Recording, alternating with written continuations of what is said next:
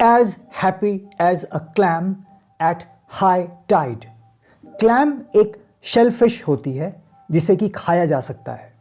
तो ये एक ईडियम है और इस ईडियम के दो मीनिंग्स होते हैं। मीनिंग नंबर 1 हिंदी में पूरी तरह से संतुष्ट और बेहद खुश, शांत और बिना किसी परेशानी के खुश और प्रसन्न महसूस करना।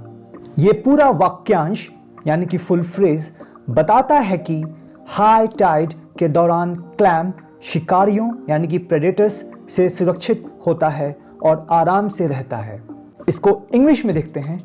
Completely satisfied and extremely contented, feeling cheerful and joyful in a quiet, undisturbed manner. The full phrase refers to a clam being safe from predators and digging during high tide. इस मीनिंग के कुछ examples देखते हैं। Example 1, he was sitting on the beach reading a book, as happy as a clam.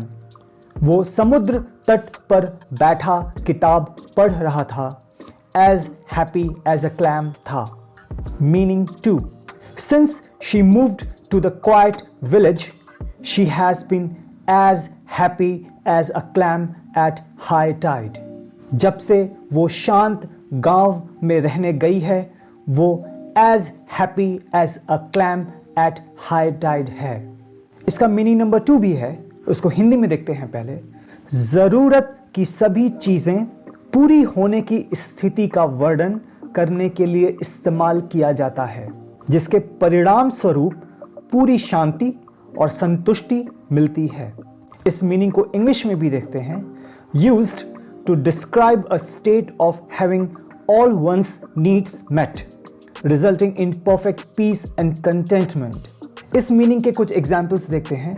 Example 1, with his family safe and a job he likes, he is as happy as a clam. अपने परिवार के सुरक्षित होने और मनपसंद नौकरी के साथ वो as happy as a clam है। Example 2, the baby wrapped warmly in the blanket was as happy as a clam at high tide. बच्चा कंबल में कसकर लपेटा हुआ as happy as a clam at high tide था।